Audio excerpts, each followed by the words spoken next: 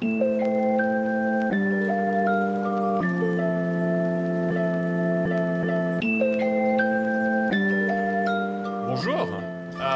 Salut. vous écoutez, vous Bonjour. regardez Construire la ville, podcast où on parle d'urbanisme et du quartier des Plaines du Loup en particulier.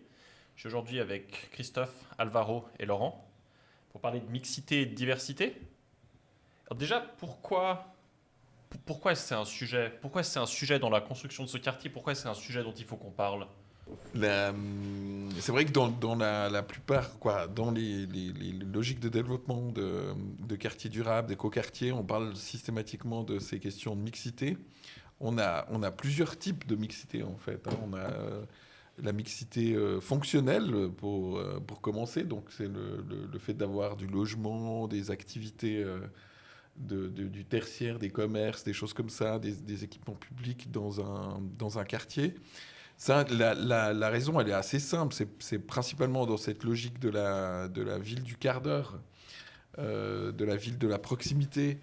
Donc de pouvoir avoir des services à proximité et pas devoir faire des grands déplacements pour aller chercher un service ou des zones où on va travailler, par exemple, etc. Mais c'est aussi une logique pour utiliser les infrastructures de transport dans les deux sens.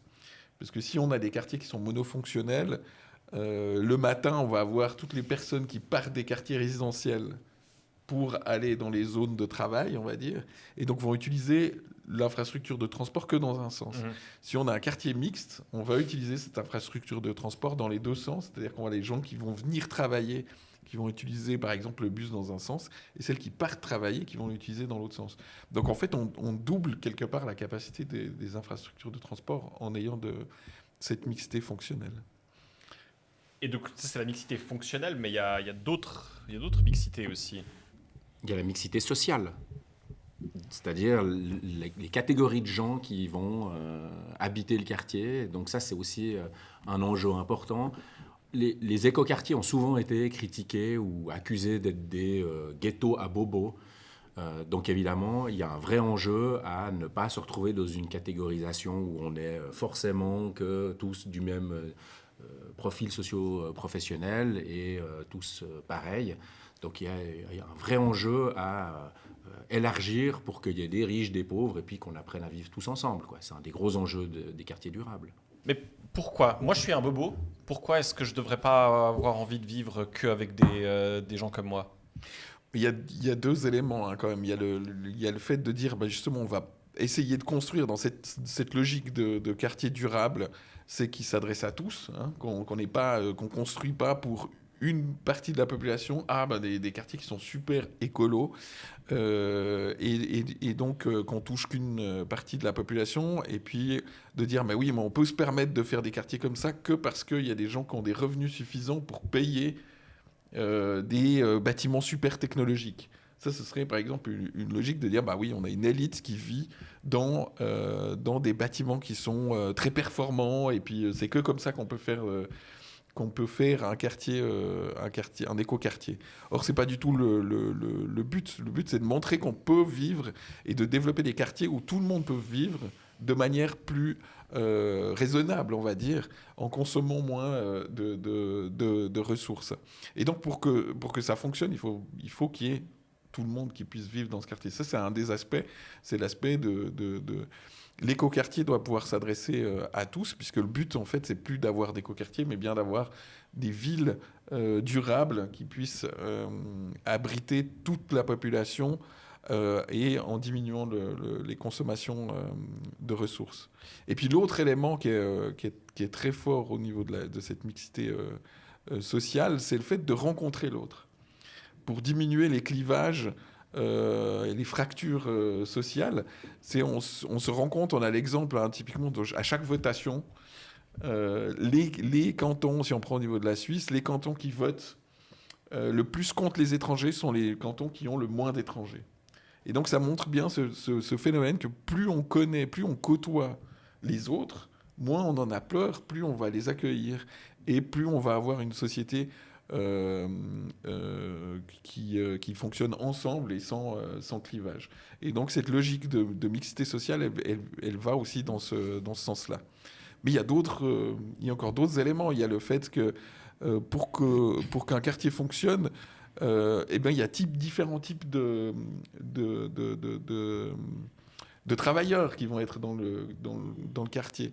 Pour tenir une petite épicerie, ce ne sera pas le cadre supérieur qui va la tenir. Donc, en gros, si on veut que les gens habitent aussi à proximité de leur travail, ben, on a besoin de tout le monde, en fait, pour que la vie fonctionne. C'est aussi une question morale, en fait. Hein. C'est juste admettre que tout seul, on vaut rien. Et que si tu poses la question pourquoi j'habiterais avec d'autres gens, la question c'est est-ce que vraiment tu peux te passer des autres gens et est-ce que tu es le même aujourd'hui qu'hier et que tu le seras demain. C'est-à-dire est-ce que vraiment quand tu seras vieux, quand tu seras peut-être dépendant ou fragile, bah, tu auras besoin des autres différemment qu'aujourd'hui. Et effectivement, c'est une vision un petit peu plus globale de la société. Donc c'est aussi une question morale, probablement aussi une question un peu politique. Mais donc voilà, là vous avez adressé la question politique, la question morale, et c'est très, c'est assez évident en fait. Mais si moi en tant qu'individu, j'ai le choix entre vivre dans un ghetto à Bobo et vivre dans un quartier mixte, quel serait l'argument pour moi pour préférer le quartier mixte ? Moi, je pense que c'est enrichissant. Mais de nouveau, c'est une question personnelle aussi. Hein. On pourrait dire, oui, mais moi, je trouve que ce n'est pas enrichissant. De vivre dans un quartier avec des vrais gens, c'est-à-dire des gens qui ne sont pas forcément uniquement comme moi, qui n'ont pas forcément mes croyances et qui partagent ma façon de voir le monde, c'est aussi une façon de me remettre à ma propre place. Donc ça, c'est une chose qui est vraiment positive. Mais évidemment, je peux quand même admettre parce que toute la société fonctionne comme ça, c'est un peu en silo, il y a un moment pour tout, puis il y a un moment où, à ce moment-là, il faut accepter que si jamais ça ne se passe pas si bien, c'est-à-dire qu'on est fragilisé par la maladie, l'âge, la pauvreté, la précarité, eh ben c'est à ce moment-là qu'on se retrouve à sa juste place, c'est-à-dire en prison, à l'EMS, dans des structures qui sont là pour nous accueillir à notre juste place. Et ça, c'est une vision du monde qui est une vision qui n'est pas la vision d'une société où on vit ensemble. C'est-à-dire c'est une vision non urbaine, on va dire. Alors évidemment, quand on fait des quartiers urbains, on fait des quartiers où on doit accueillir tout le monde.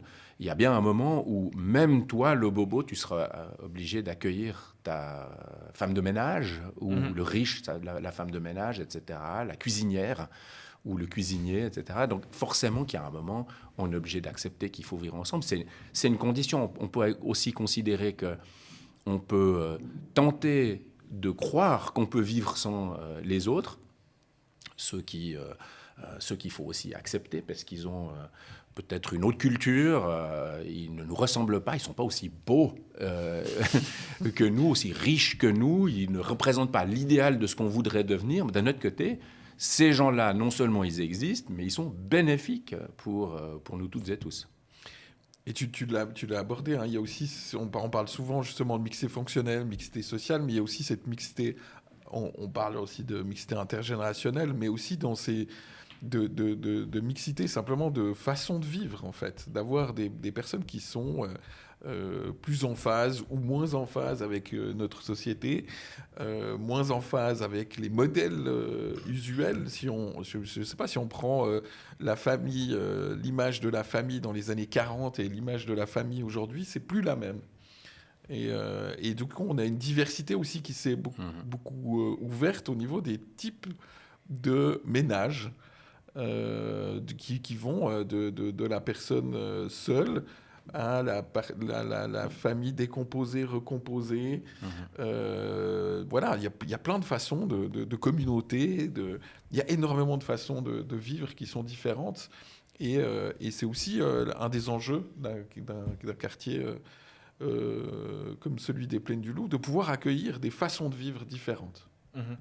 Dans le premier épisode, quand on parlait du vide, vous avez parlé de... C'était Parme, la structure d'une ville historique, pour dire que les villes étaient très denses. Est-ce qu'il y avait une mixité dans ces villes-là? Et si oui, comment? Alors, le problème, c'est que c'est quand même des villes plutôt médiévales, denses parce que protégées par des enceintes de fortification. Donc évidemment que le concept de mixité à l'époque, c'était le fait que la société est organisée de façon féodale. Alors, c'est pas forcément un modèle idéal en termes d'organisation de la société. Donc, mais il y avait par contre une place pour chacun et pour chacune. Donc, évidemment, c'est pas le genre de relation sociale qu'on valorise aujourd'hui, mais n'empêche que il y avait au sein des villes absolument tout, si ce n'est l'agriculture qui, elle, restait dans les banlieues, c'est-à-dire le lieu mis à ban par la ville pour garantir l'autonomie alimentaire à l'intérieur du bourg.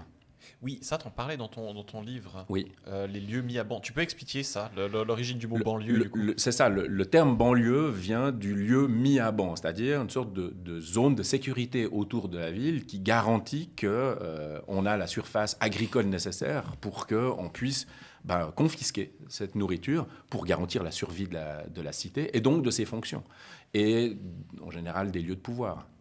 Donc les gens qui nous écoutent, qui vivent en banlieue, qui ont un plant de tomates sur leur balcon, ces tomates pourront être confisquées. C'est ça. C'est bien à l'origine du terme. Rassurez-vous, c'est plus le cas aujourd'hui. Du coup, dans le quartier des Plaines du Loup dont on parle, comment est-ce que ces questions de mixité ont été abordées ? D'abord, au niveau du plan directeur localisé, du master plan et du plan directeur localisé qu'on a fait donc entre 2010 et 2012 principalement, le concept au niveau de la mixité fonctionnelle, c'était d'avoir des activités qui soient relativement importantes sur le long de l'avenue des Plaines du Loup. On le voit sur ce petit schéma ici, où on voit en fait en violet plus foncé en fait cette zone où on avait imaginé avoir 40% d'activité le long des Plaines du Loup sur des bâtiments un peu plus importants qui puissent accueillir des activités aussi secondaires de production. Juste, ça veut dire entreprise. Entreprise, exactement. Ouais. Ouais. Mais ça peut être aussi du commerce, ça peut être D'accord, c'est vraiment pas de du logement. C'est large, exactement. Ouais. C'est relativement large. Mais à l'intérieur de l'activité, on va voir.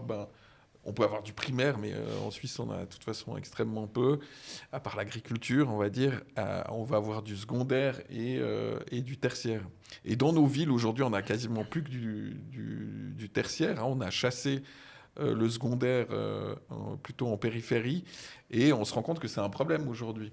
Et on a eu un revirement de situation, on va dire, dans les planifications directrices, hein, au niveau du plan d'agglomération de la région Lausanne-Morges, par exemple, où entre 2007, où on a prôné de faire du logement en ville et de transformer systématiquement toutes les zones industrielles en zones de logement, en 2012 déjà, il y a eu un revirement de situation pour dire il faut changer, il faut revenir à autre chose, il faut commencer à sauver ces zones industrielles dans des zones qui sont bien desservies aussi. Parce qu'autrement, on rejette en fait ces zones de travail à l'extérieur, dans des zones mal desservies, et on n'améliore pas nos problèmes de mobilité.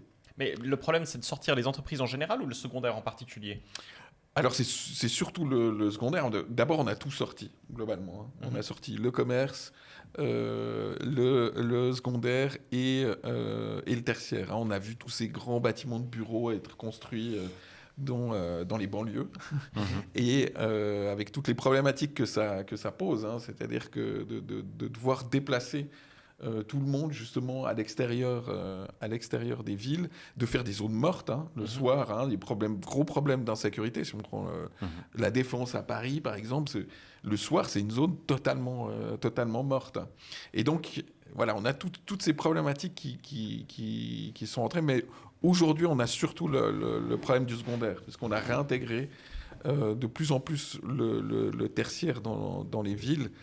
Mais le secondaire, on est encore dans une logique d'exode du secondaire vers l'extérieur, parce que soit les prix augmentent, soit les nuisances ne sont pas forcément bien gérées dans les lieux où on a cette activité. Oui, j'allais dire ça justement. Puis suivant qu'est-ce que c'est comme secondaire, ça peut aussi nécessiter beaucoup de place, stockage, etc.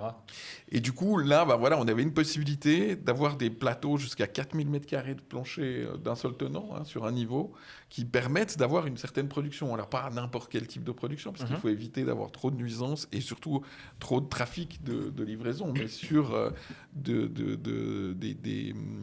la fabrication à haute valeur ajoutée, par exemple, on va avoir relativement peu de flux. mais avoir beaucoup de main-d'œuvre. Et donc, c'est des endroits qui seraient tout à fait adéquats pour ça. L'enjeu de la mixité de ça, c'est quand même aussi de pouvoir apprendre à vivre avec ces nuisances-là et peut-être aussi apprendre à voir ça et à accepter le fait que c'est aussi une réalité de notre quotidien quand on se fait livrer nos paquets Zalando, Uber et compagnie. Bah, évidemment, il faut des centres de logistique, il faut toute une organisation. Puis la ville, c'est aussi ça. Donc c'est pas forcément, de nouveau dans cette logique de ghetto, de cacher ça et de le repousser dans la banlieue, qui garde bien son nom cette fois-ci, qu'on arrive à régler le problème. Non, il faut absolument essayer de mixer pour qu'il y ait un peu de tout et qu'on évite une sorte de zoning qui est vraiment cet héritage moderniste dont on parlait, dont vous avez parlé la première session. C'est vraiment cette idée de dire, ici on mettra ce qui pue, ce qui fait du bruit, etc. Ici on mettra les gens qui veulent du calme, etc. Mais en fait, ce calme il est tout relatif. À l'échelle du fonctionnement de la ville, tout ça, ça fait partie de la ville. Tous ces réseaux, tous ces flux, tout ce qui pue aussi. Et... On le voit bien ici, hein, typiquement sur l'avenue des Plaines du Loup. Aujourd'hui, c'est que ça reste une zone assez bruyante, assez dure, qui n'est pas forcément le côté sur lequel on a envie de se tourner. Donc, mettre des activités qui provoquent un peu de nuisance à cet endroit-là, c'est pas forcément, ça n'aurait pas forcément été un grand problème.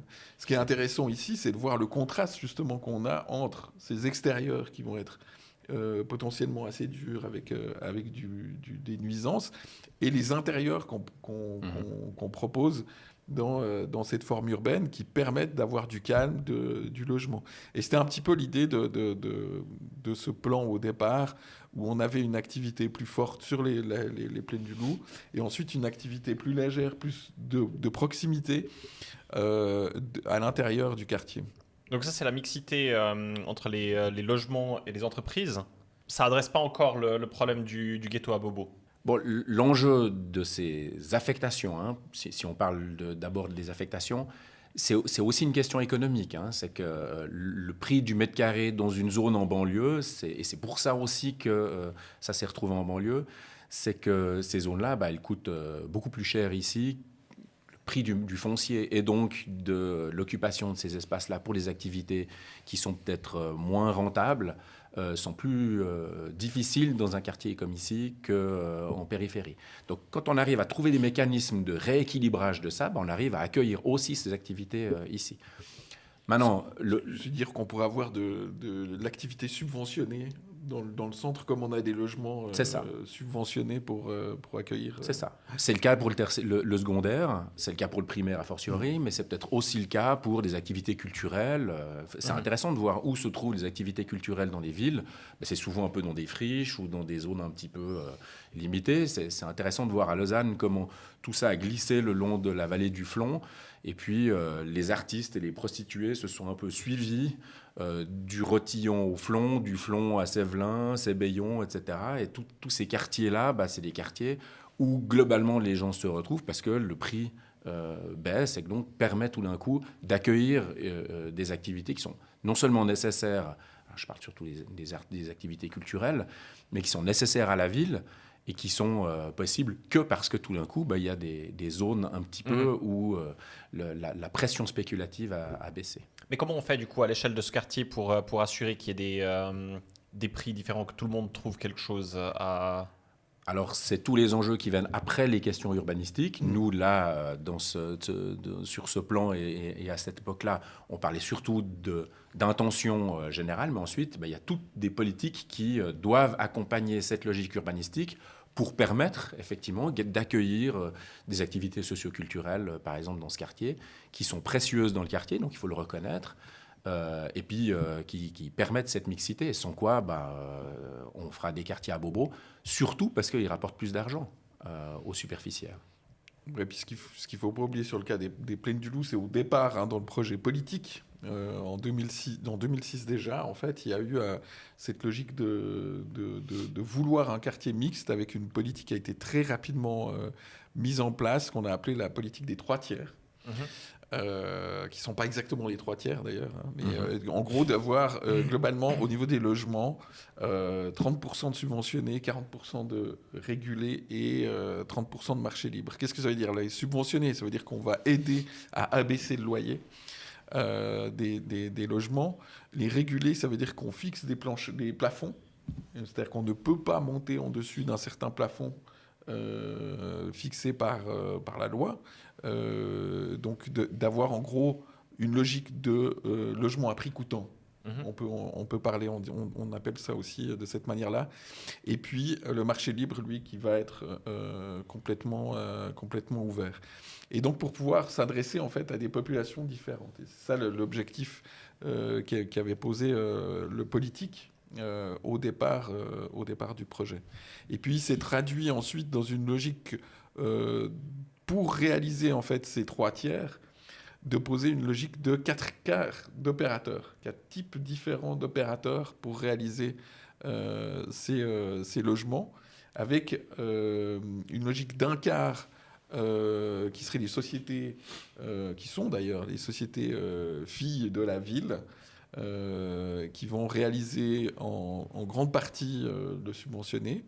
Ensuite, on a les sociétés d'utilité publique, qui sont les coopératives, on va dire, et fondations qui traditionnellement font du logement social.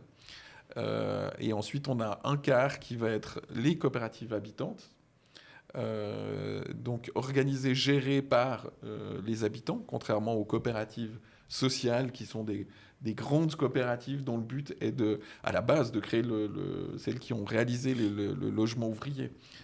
Donc qui datent plutôt du début du XXe siècle, et qui ont réalisé énormément de logements et qui permettent à beaucoup de gens en fait de se loger dans les centres-villes. Et puis ensuite ensuite 1 quart d'opérateurs privés. Donc les 3/3, ça veut dire que le même appartement, suivant comment il est opéré, il peut être proposé à 3 prix complètement différents. Le prix le plus faible pour les subventionnés, prix plus élevé régulé, prix plus élevé marché libre. C'est ça. Comment ça se passe pour les gens, pour s'assurer qu'il n'y ait pas des gens très riches qui prennent des appartements très bon marché? Mais par exemple, pour le subventionner, pour que ça soit subventionné et que ça bénéficie des subventions paritaires canton et commune, donc c'est un abaissement de 30% de la valeur de la construction, il faut garantir que c'est à prix coûtant, mais ensuite, ça s'adresse seulement à des personnes qui sont attribuées par le service du logement et des gérances, qui s'appelle Arlo actuellement, je crois que c'est architecture logement, et donc ils attribuent selon des critères qui sont définis dans une directive municipale extrêmement stricte, c'est-à-dire qu'il faut effectivement démontrer qu'on a besoin et que notre capacité à financer le logement ne dépasse pas une certaine quantité, sinon ça joue pas, et puis donc on aiderait des gens qui n'en ont pas besoin. Donc effectivement il y a à la question de la réalisation et du subventionnement une question d'attribution par la ville de Lausanne en l'occurrence. Mais ça, c'est pour le subventionner. Pour le réguler et le marché libre, c'est une question de choix. On choisit son logement et puis il y a des loyers qui sont différents. Et puis on fait le choix. Est-ce qu'on a envie de payer tant de francs son appartement ou est-ce qu'on a envie de le payer 1000 francs moins cher parce qu'à côté, c'est un autre investisseur qui a construit et qui, lui, fait le choix de faire du régulé plutôt que du marché libre. Il y a une nuance quand même, c'est dans le régulé, en fait, il y a un nombre de personnes minimum par logement, en fonction de la taille du logement. Donc on ne peut pas avoir 5 pièces en étant tout seul. Ça, c'est une particularité liée au projet des Plaines du Loup, c'est que comme le terrain appartient à la ville de Lausanne et est cédé en droit de superficie aux investisseurs, la ville de Lausanne a ajouté des conditions qui sont des conditions que pour accéder au régulé, il faut garantir une occupation des mètres carrés qui soit rationnelle. Parce que c'est vrai que sinon, on se retrouve dans une logique où on abaisse, il n'y a pas de rendement abusif sur le terrain, mais par contre, on peut vivre seul dans un 150 mètres carrés. Et ça, la ville de Lausanne a insisté pour qu'on garantisse que, vu qu'il y a une pénurie de logements, la mise à disposition de surface par les sociétés qui bénéficient de ces logements se fait au moment de l'attribution avec une garantie d'occupation rationnelle du nombre de mètres carrés. Juste avant, Laurent, avant qu'on commence à enregistrer l'épisode, Laurent, tu parlais d'un des problèmes avec les logements détenus par des privés, par des investisseurs qui sont extérieurs du quartier. Tu peux en parler un peu? C'est Alors, toujours intéressant. c'est un enjeu qui est intéressant. Je ne sais pas encore si c'est un problème, je vous laisse juge. Mais à mon avis, quand on parle de mixité, on parle de mixité par rapport à la capacité à se payer son logement. Donc de ce que ça coûte à celui ou celle qui payera son logement. Mais on ne parle pas de où va l'argent. C'est-à-dire que les 3 500 francs du 4 pièces à côté ou les 2 000 francs du 4 pièces ici, eh bien, c'est uniquement l'argent que ça coûte aux locataires. La question, c'est, dans un projet d'utilité publique, comme on exclut le bénéfice, tout l'argent reste dans l'opération. C'est-à-dire que tout le bénéfice, en fait, il est réinvesti immédiatement dans l'opération. Par exemple, pour réaliser des salles communes, des salles polyvalentes, des salons de lecture, des bleds BNB, etc. À côté, c'est différent, c'est-à-dire que ce sont les privés aux Plaines du Loup, c'est souvent des caisses de pension, par exemple, dont le but est de ressortir un rendement. C'est-à-dire que finalement, fabriquer du logement est accessoire. Pour eux, l'ambition, c'est d'avoir un rendement suffisant pour payer des rentes. Et donc leur mission, c'est de payer des rentes. Donc évidemment qu'il y a pas mal d'argent qui est mis dans le logement qui sert en fait à payer des rentes et pas à faire du logement de qualité, c'est-à-dire se payer des salles polyvalentes, abaisser des loyers pour accueillir de la mixité fonctionnelle dans le quartier. Donc l'argent reste en circulation finalement dans le quartier. Pour les sociétés d'utilité publique, oui. Plutôt que de couler vers Zurich. Absolument. Zurich ou ailleurs. Zurich, si tu nous regardes. Mais peut-être quand même, il y a néanmoins de la mixité fonctionnelle aussi chez ses voisins qui ont des prix plus importants que par exemple ici au Bled. Simplement, ces surfaces d'activité qu'ils construisent, c'est dans la même logique que les appartements. Ça coûte aussi plus cher à la location que ça peut coûter par exemple au Bled.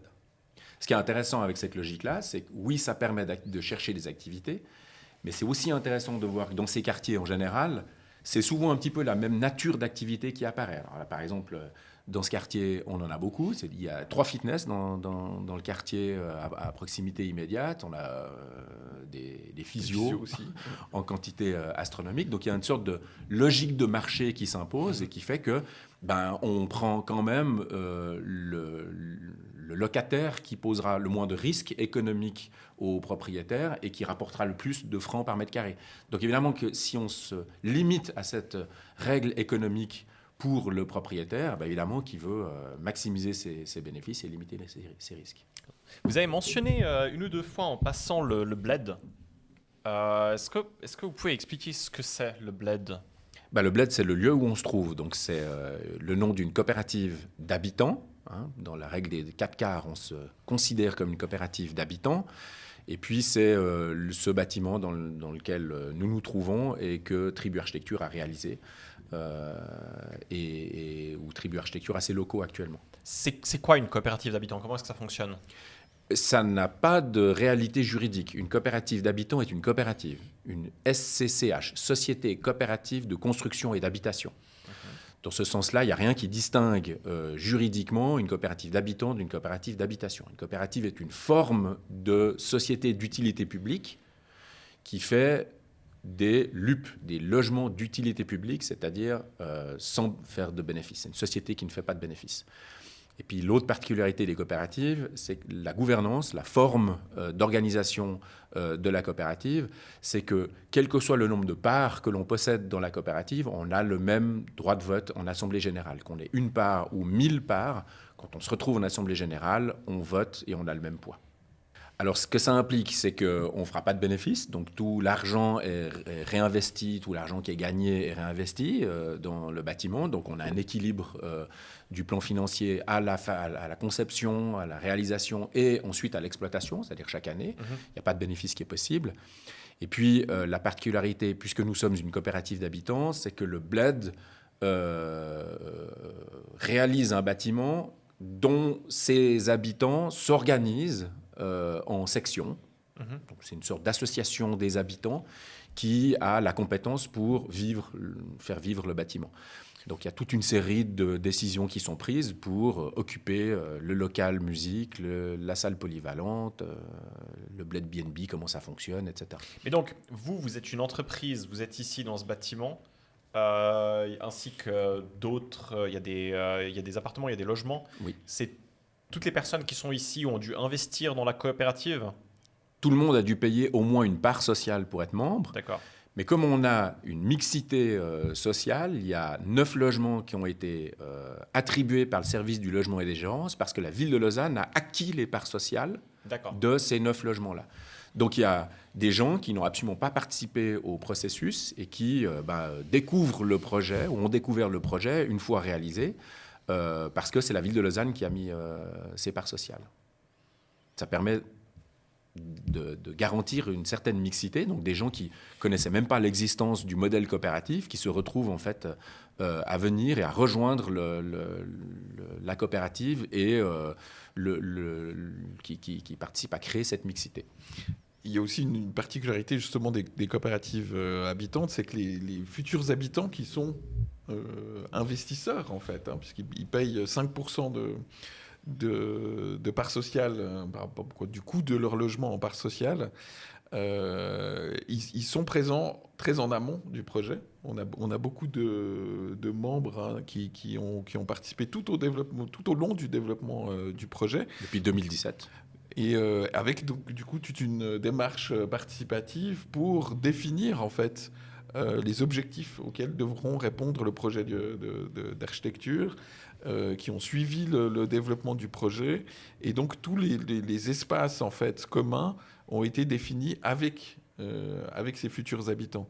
Et c'est quand même une chose aussi qui est très particulière par rapport à d'autres types d'opérations où les habitants arrivent tout à la fin. Donc on ne peut jamais les impliquer réellement les gens qui vont habiter dans la définition d'un quartier ou d'un bâtiment. Et ça, c'est vraiment une particularité des coopératives habitantes, c'est de pouvoir amener les personnes qui vont habiter finalement dans ce quartier relativement tôt dans le processus. Vous voulez qu'on parle du coup du plan de ce bâtiment, de comment il fonctionne ? Oui, alors il est vraiment l'expression de toute une série de réflexions sur la diversité et la mixité. Il y a effectivement un des principes qu'on a assez vite mis en place, qu'on voit sur ce plan du rez-de-chaussée par exemple, c'est qu'il y a une diversité des locaux mutualisés. C'est-à-dire qu'on s'est payé pas mal de locaux, 800 mètres carrés à peu près de locaux communs, on va dire. Donc là, il y a une salle polyvalente, par exemple, mais comme on ne va pas faire 3 salles polyvalentes identiques, on peut se payer une salle polyvalente, puis en plus, ce qu'on appelait le bled B&B, qui permet d'accueillir la grand-mère qui vient du nord de l'Allemagne, le voisin, le groupe d'artistes qui va se produire à la salle polyvalente, etc. Alors attends, juste, on va y arriver. Ça, c'est au niveau 1, je crois. Ça, c'est au rez-de-chaussée. Le bled B&B, c'est ouais. Donc, au rez-de-chaussée, on a une salle commune et la salle polyvalente. D'accord. Et nous, on est dans le coin où c'est marqué cluster salle de conférence juste maintenant. C'est ça, exactement, à l'autre bout. Mais on aura aussi un petit commerce bio aussi, vu qu'on est au rez-de-chaussée, à l'angle, à gauche, qui va prendre place d'ici quelques mois et qui va venir compléter l'offre multifonctionnelle de ce bâtiment. Ok, niveau 1, là, on a le bled B&B. Voilà. Donc, explique-nous, qu'est-ce que c'est le bled B&B ? C'est des 2 pièces d'amis ou des studios d'amis. Donc, on peut accueillir dans l'un des deux 8 personnes d'un coup. Ils peuvent dormir, ils ont une petite kitchenette, un WC, douche, etc. Dans l'autre, plutôt 2+2 personnes. Donc, des couples d'amis, des amis avec enfants qui peuvent venir et qui ont une sorte de petit appartement de vacances avec kitchenette et WC.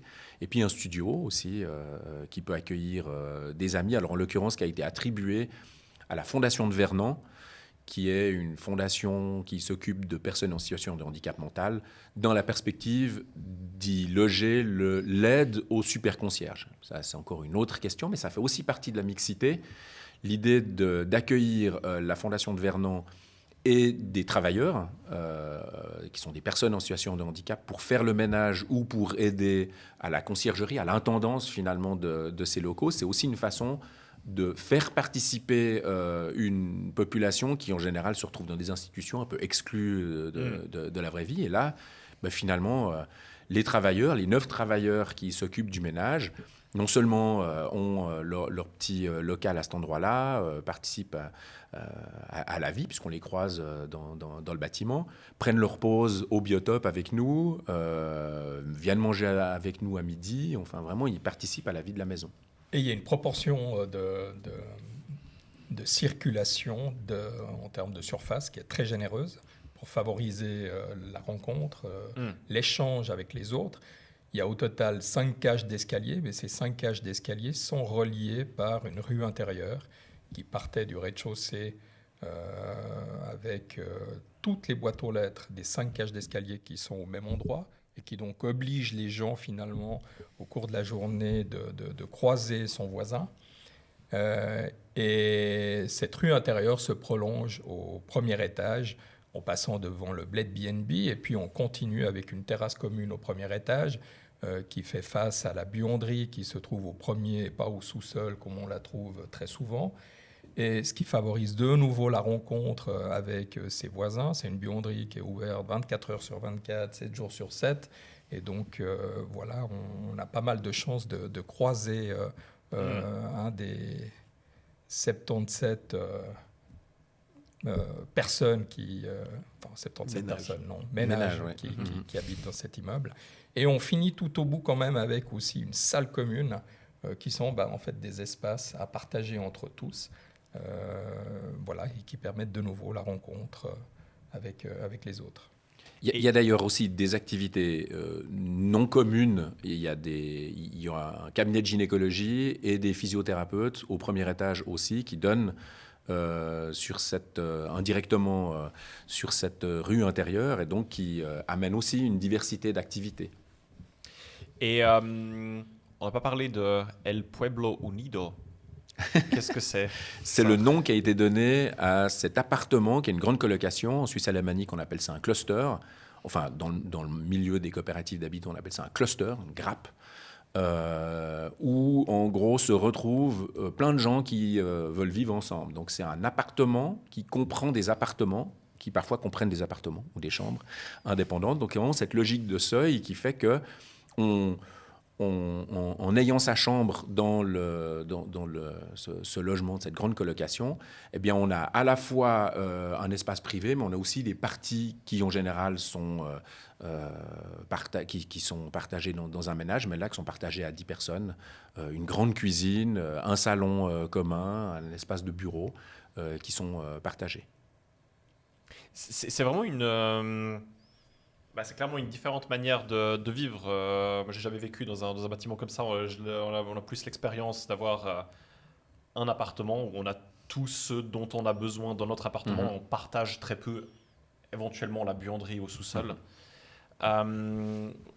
C'est quoi les impressions des premiers locataires? De ce qu'on en sait, ils sont très contents, mais on va s'intéresser à eux prochainement. Donc, on va organiser une table ronde sur le fonctionnement de ce cluster. L'idée pour nous, c'est aussi d'apprendre à préciser un petit peu ce que ces gens-là recherchent, ce qui fonctionne le mieux, ce qui fonctionne un peu moins bien. Mais je crois qu'ils sont, ceux avec qui on a discuté, celles et ceux avec qui on a discuté, très, très contents. C'est vrai qu'on a un petit peu l'habitude de partager 2-3 choses déjà dans une famille nucléaire. On partage des toilettes, on partage effectivement le ménage en commun, le frigo, c'est un enjeu important. Donc pourquoi pas le partager à plus? C'est juste une forme de ménage qui est un peu différente de ce qu'on s'imagine, mais c'est un des types de logements qu'on a développé dans le projet. Il y a beaucoup de types de logements différents dans ce projet, précisément parce que la diversité, ce n'est pas qu'une question économique, c'est aussi une question de forme de vie. Et il y a des gens dans le cluster qui ont choisi de vivre de cette façon-là. Il y en a qui le font parce que ça ne coûte pas cher. Il y en a aussi qui le font parce que c'est quand même vachement sympa de vivre de cette façon-là. Et c'est la même chose avec les typologies interdépendantes ou les tout petits logements qu'on a réalisés dans ce projet. Mais c'est pas un peu réservé aux extravertis, ce genre de logement? Peut-être certaines formes, oui. C'est-à-dire qu'il y a des chambres qui n'ont ni sanitaire intégré, ni kitchenette. Donc, c'est des gens qui supportent de partager absolument tout ce qui sort de la chambre. Mais on a aussi des petits studios, enfin des petits 2 pièces à l'intérieur du grand logement, qui sont en général d'ailleurs partagés à plusieurs, c'est-à-dire que on s'est retrouvé avec des gens qui se partagent une chambre d'un 2 pièces. C'est-à-dire que ce qu'ils ont en commun avec le voisin de chambre, c'est le sanitaire et une micro-kitchenette de secours. Et je crois que c'est très apprécié, ça fonctionne effectivement très bien. Je ne sais pas si c'est des gens qui sont particulièrement extravertis, mais je crois qu'on néglige le fait du nombre de gens qui ne sont pas comme ce qu'on imagine de la population dite normale, c'est-à-dire un couple hétérosexuel avec 2 enfants, un garçon, une fille si possible. Dans les autres niveaux, vous voulez parler des autres niveaux du bâtiment ? On peut regarder un tout petit peu la distribution. On peut peut-être aussi préciser qu'au Bled, il y a différents types de logements. Il y a du locatif et il y a des propriétés par étage, avec un choix qui a été fait, c'est d'attribuer que très tardivement dans le projet les appartements, ce qui a pour conséquence d'avoir des PPE qui sont un peu disséminés partout. Il n'y a pas une typologie réservée aux PPistes ou une aile du bâtiment réservée aux PPistes et puis l'autre aile pour les locataires. Tout ce monde est complètement mélangé. Et donc, depuis la circulation, c'est absolument impossible de savoir quel type de logement on a derrière. Et même dans les typologies, la même typologie peut être attribuée à un habitant qui est un locataire ou à un autre habitant qui est un PPiste. Préciser aussi, il y a eu quelques choix que les habitants, PPistes ou locataires, ont pu faire dans les finitions. Par exemple, on a, je crois, dans ce projet, une vingtaine de typologies différentes avec des sous-typologies.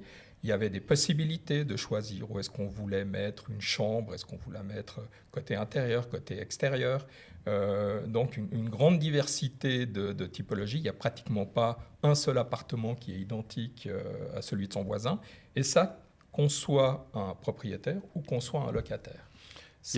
Il y avait justement dans cette diversité, cette position de cette chambre, c'est aussi pour offrir vraiment un appartement qui est totalement différent, soit un appartement qui est, on va dire, traditionnel, organisé avec une partie jour, une partie nuit, ou soit avoir des appartements qui sont traversants, donc avec un espace de jour qui s'ouvre sur les 2 façades, sur la cour à l'intérieur et sur la rue de l'autre côté. Donc ça, c'est vraiment une orientation qui était possible et laissée aux habitants pour avoir l'appartement qui correspond à leur façon de vivre.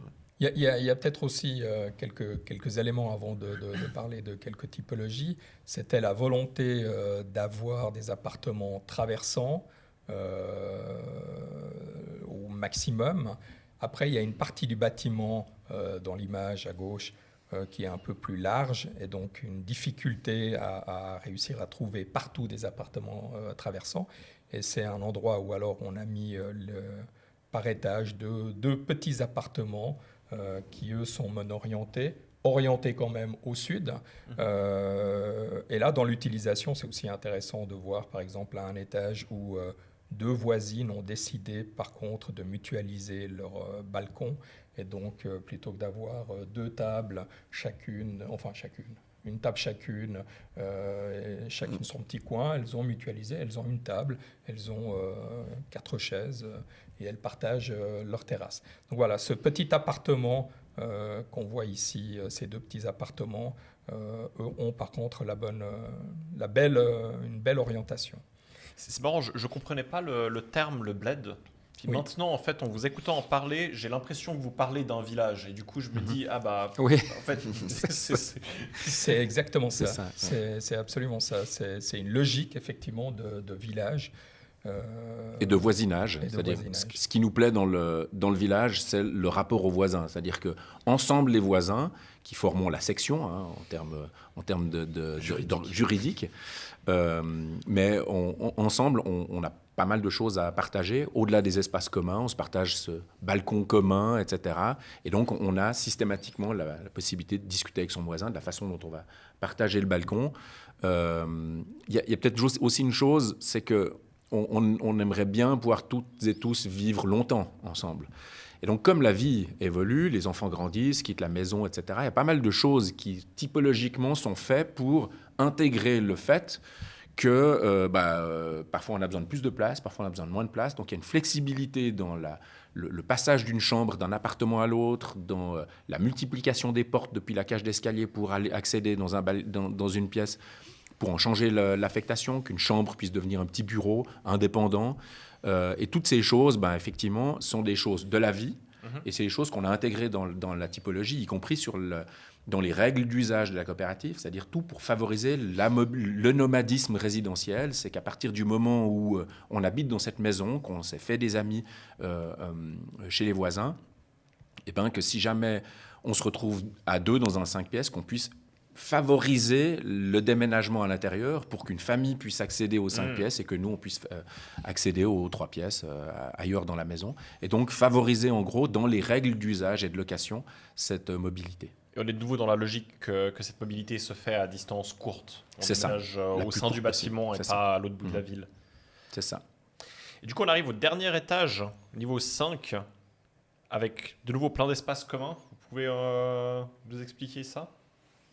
Alors, ce n'est pas exactement le dernier étage, parce qu'il y a des parties de l'immeuble où on a 8 étages. Mais c'est un étage important. On a à cet étage-là une terrasse commune avec une très grande partie de cette terrasse qui est dédiée à un potager. Et puis, on a aussi une cuisine d'été avec une pergola et puis une terrasse orientée au sud. Terrasse qui est donc un espace commun pour l'ensemble des habitants, qu'on soit de nouveau locataires, propriétaires ou même des gens qui travaillent par exemple au biotope ou dans le cabinet de physio et qui pourraient aller manger le midi sur cette terrasse. Ce qu'il y a de bien avec ces espaces communs, c'est que c'est quand même là que cette diversité, elle prend du sens. C'est-à-dire le fait de superposer des gens qui sont vieux, jeunes, riches, pauvres, etc., c'est une chose. Mais ensuite, s'ils arrivent à manger ensemble, donc il y a eu la fête de la courge, on n'y était pas parce qu'on était en voyage d'études à ce moment-là, mais quand on voit les photos de cette fête de la courge, mais quand on voit aussi les photos de l'open air qu'on organise un peu de façon à l'initiative, en fonction de la météo surtout, donc un peu au dernier moment, quand il fait beau et chaud en été, puis qu'on se feste open air, puis qu'on dit « voilà, il y a open air ce soir », on voit que tout d'un coup, ça attire, selon les films, beaucoup d'enfants, selon l'heure aussi, des enfants, des voisins d'autres coopératives, des amis, etc. Puis que ça crée une sorte de petit microcosme où on a beau n'être que voisins, finalement, on a ensemble partagé une expérience. Et c'est vrai qu'il y a beaucoup de choses qui vont naître de la vie de l'immeuble, qui vont permettre de rendre concret ce partage, cette mutualisation et donc cette mixité avec des gens qu'on n'aurait jamais rencontrés si on était dans un ghetto à Bobo, individualiste, je veux dire. Là, vraiment, on partage des choses avec des gens avec qui on se rend compte que jamais on n'aurait pu partager, mais E.T., le film qu'on a regardé, ou bien Ratatouille, qu'on a regardé cet été tous ensemble, finalement, ce qui nous relie, c'est le plaisir de regarder un film sous les étoiles et puis tout d'un coup de ne pas être complètement opposé à E.T. Comme film. Donc ça a vraiment permis de se rencontrer entre voisins et de rendre ça prégnant. Ce qui est intéressant avec cette terrasse, c'est que la mixité à la terrasse, c'est une mixité, ou plutôt c'est un partage avec les gens du bled. Il y a les cours extérieurs où on partage au-delà du bled, c'est-à-dire nos voisins de logement idéal, qui sont du logement subventionné, des DPP voisines où ils sont tous propriétaires, etc. Puis finalement se retrouver dans la cour au Café du Loup, à la pizzeria, tout ça, ça fonctionne en fait très bien. On sent qu'il y a une vie de quartier qui est en train de s'installer, et pourtant c'est encore partiellement en chantier. Mais ce qui fonctionne très très bien, c'est que comme dans la vraie vie, comme dans la vraie ville, en fait, on arrive à croiser des gens que on croise parce qu'on partage un espace public commun, quoi. Et ça fonctionne super bien. Tous les jours à 18h, il y a un groupe de filles qui fait du foot contre le mur de la Meute. On voit la vie dans le parc du Loup à la fin de l'été qui fonctionnait hyper bien. Donc il y a une sorte d'ambiance qui fonctionne très bien parce que la seule chose qu'on n'a pas voulu mixer dans le quartier, c'est les voitures.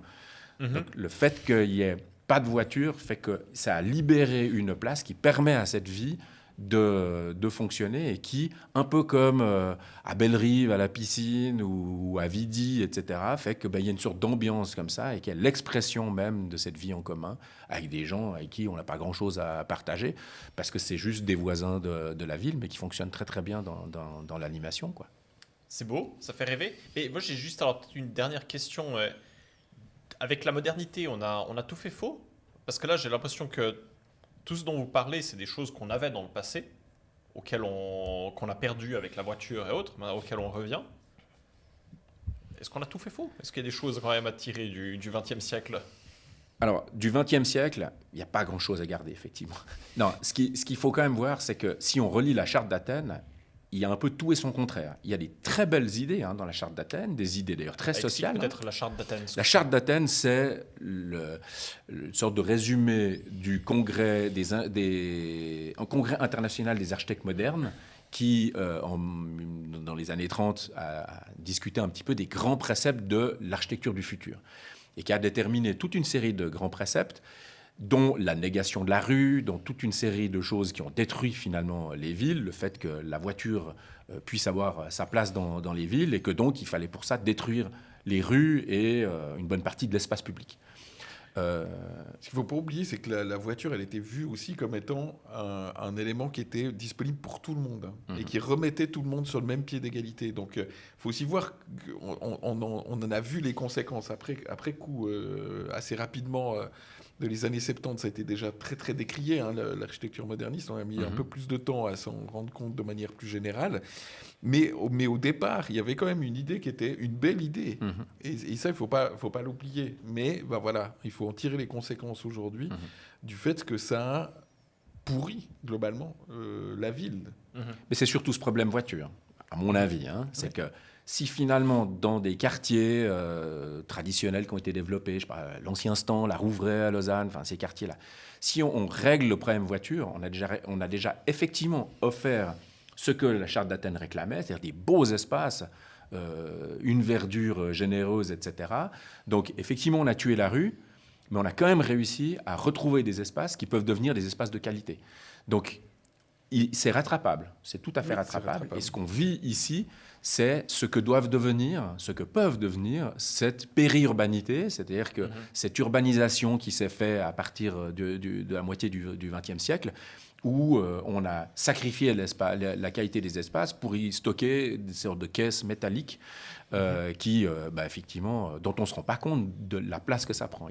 Pour la qualité des espaces, il faut bien prendre conscience de la quantité des espaces qui ont été finalement réservés, surtout au stationnement, mais ensuite à la circulation dans l'espace public, et qui fait qu'on a oublié que des rues, ce n'était pas qu'un espace où laisser circuler des voitures, laisser circuler tout court d'ailleurs, c'est aussi des espaces où on se rencontre, on discute, etc.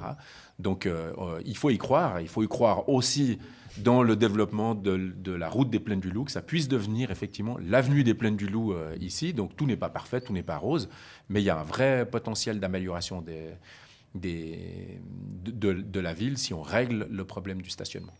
À l'intérieur des immeubles, c'est aussi important que la part du collectif, du commun, par exemple les circulations, soit aussi un peu généreuse, parce que si on s'en tient à faire des cages d'escalier minimum juste pour distribuer les appartements, effectivement, la seule chose qu'on a à faire, c'est aller à son appartement et on n'aura jamais croisé son voisin. De faire des rues intérieures, de donner des espaces comme un salon d'étage, c'est aussi important pour que justement on puisse se rencontrer, discuter, se retrouver. Et donc, il faut qu'on reprenne possession des espaces qui sont en dehors de notre logement, en gros. C'est ça le... Absolument. Quand il y en a, oui. Ouais. Quand il y en a, oui. Ce qui est intéressant pour finir aussi sur cette terrasse commune qui est articulée entre ce potager et la terrasse qui s'ouvre au sud, elle a cette ouverture, même si elle est privative quelque part au bled, elle donne cette lecture du quartier avec l'ouverture au nord sur l'école qui vient d'être inaugurée, mais qui est encore dans une pièce urbaine qui est encore en travaux. Et puis, elle ouvre sur le sud, sur le parc, sur justement l'autre bâtiment d'une coopérative habitante qui est la Meute. Et elle ouvre sur cette diversité qui a été aussi mise en place au niveau des pièces urbaines, puisque dans chaque pièce urbaine, on va avoir une diversité de types de logements et aussi d'activités qui vont prendre place. Donc on a cette mixité qui doit être à toutes les échelles, en fait, présente pour qu'elle fonctionne le mieux possible. Magnifique. C'est beaucoup plus clair pourquoi on a besoin de diversité et de mixité dans nos villes. J'espère. Merci beaucoup. Merci à toi. Merci. Puis à la prochaine. À bientôt.